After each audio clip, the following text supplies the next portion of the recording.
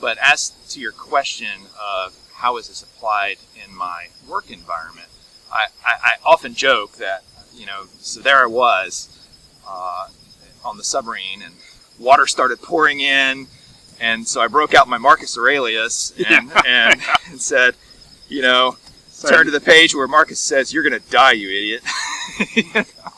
So that's not exactly how it goes.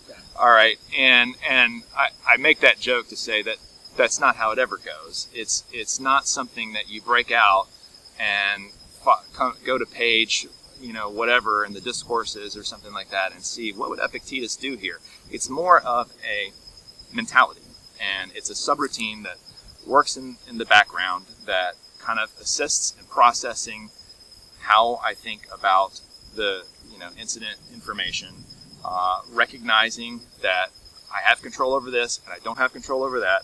Let me focus my energies on this thing with which I do have control, which that's just basic common sense, and that's part of the reason it's so resonant with people. I call that folk wisdom, but when you actually get into the philosophy, you get several layers beyond that, and you get into the moral aspect of it, of isolating my individual identity to my moral identity, and recognizing what actually matters.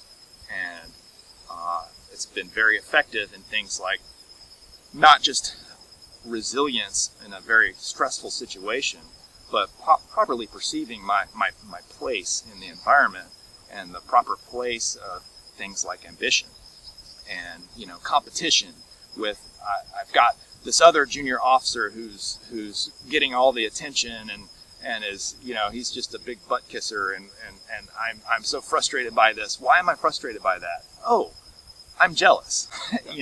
So, and I bring that point up because usually whenever you ask warfighters, hey, tell me how Stoicism helped you, they'll give you some story about how that somehow is adjacent to how tough they are, and I'm trying not to do that,